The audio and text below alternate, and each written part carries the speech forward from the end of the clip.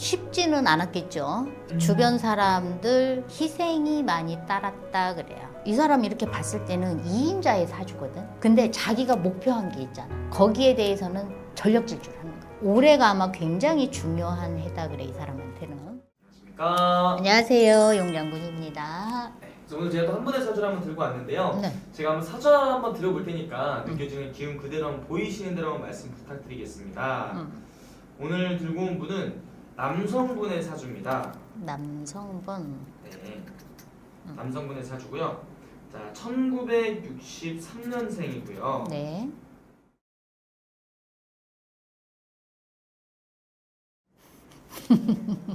이 사람은 밥 안 먹어도 배부르네. 밥을 안 먹어도 지금 배부르. 지금 남성분이시라고 그랬는데 이 사람은 굉장히 왜 이렇게 근데 시끄러워? 주변도 굉장히 시끄럽고 굉장히 무서운 사람이고. 내가 예전에 봤던 사람인가? 그런 것도 좀 들어오네. 근데 이 사람은 지금 나는 더 이상 바랄 게 없다 그래. 자기가 원하는 자리까지 갔어. 네. 자기가 원하는 자리까지. 근데 그 자리까지 가는 게 쉽지는 않았겠죠. 주변 사람들 많이 희생이 많이 따랐다 그래요. 주변 사람 희생이. 그러다 보니까 이 사람은 내가 어떠한 목적이 있잖아. 목표가 있잖아. 네. 그러면 이 목표를 향해서 가기까지는 굉장히 내가 내 손에 피를 안 묻히고 가는 거야. 그러니까 주변의 사람들이 많이 좀 피해를 좀 많이 보겠죠. 지금 이 사람은 그래. 그런데 굉장히 말도 잘하고 이 사람이 이렇게 봤을 때는 2인자의 사주거든. 네. 사주 팔자로는. 근데 자기가 목표한 게 있잖아. 네. 목표한 게 있기 때문에 거기에 대해서는 전력 질주를 하는 거야. 끝까지. 수단과 방법. 수단과 방법을 안 가려. 그렇기 때문에 자기가 원하는 지점, 원하는 위치 거기까지 갈 수 있어요. 그러니까 이 사람이 이렇게 보면은 무서워라. 굉장히 좀 소름 끼치도록 무서운 사람인 거지. 소름 끼쳐 이렇게 보면은. 네. 그러니까 너무 간사한 면도 있고 어찌 보면 무소불위라고 그래야 되나? 그런 것도 굉장히 무서워. 굉장히 무서운데 지금은 진짜 밥 안 먹어도 배부르다 그래. 밥 안 먹어도 배불러. 근데 이 사람이 이렇게 보면 올해, 내년, 내후년 올해가 아마 굉장히 중요한 해다 그래, 이 사람한테는. 올해가 굉장히 중요한 해인데 이 사람이 올해는 내가 삼재임에도 불구하고 어떠한 문서 이런 것들을 올해 본인이 내가 잡을 수 있는 해란 말이야. 이 사람이. 네. 그래서 어떠한 자리를 잡지 않았을까 싶어. 지금 이렇게 봤을 때.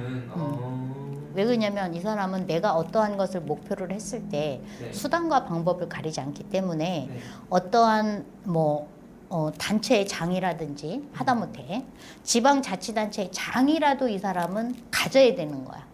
그런 욕심이 권력욕이라 그러잖아요. 네. 이런 권력에 대한 욕심이 굉장히 큰 사람이야. 근데 이 사람이 이렇게 살아온 것을 이렇게 보면 네. 굉장히 고생도 많이 했거든. 굉장히 그 고생을 했기 때문에 아마 지금 이 자리에 오지 않았을까 싶어요. 이 사람 봤을 때는 그런 고생이 있었기 때문에. 왜 그러냐면 어릴 때 내가 고생을 하지 않고 탄탄대로를 왔다라고 하면 이 사람 같은 경우 탄탄대로를 왔다라고 그러면 지금 이 자리에 오기 굉장히 어려웠어요. 왜 그러냐면 이 사람은 그만큼 간절한 거야. 내가 간절했던 거야. 그게 이 사람의 삶의 이제 부분이 되어버렸던 거죠. 그 간절함이. 그 간절함 때문에 지금의 이 자리까지 오지 않았을까 싶어요. 근데 그 간절하면 선생님 말씀 조금 무섭고 좀 이런 소름 끼치는 부분들이 좀 느껴진다. 있어요. 같이. 이 사람은 간절하기 때문에 내가 그것을 잡아야 돼. 잡아야 되니까 내가 그것을 잡기 위해서는 굉장히 어렵거든요. 네. 그러다 보면 어떻게 돼? 내 주변 사람을 칠 수밖에 없어. 내 주변 사람을 이용을 해야 되고 내 주변 사람을 칠 수밖에 없어. 그러면 선생님 이분한테 올해 좀 다가올 운기라든지 앞으로의 미래에 대해서는 좀 어떤 부분들이 좀 보이는 게 있을까요? 이 사람은 내가 뭔가 해야 되겠다 그러면은 하는 사람이거든요. 주변에 눈치 안 봐요.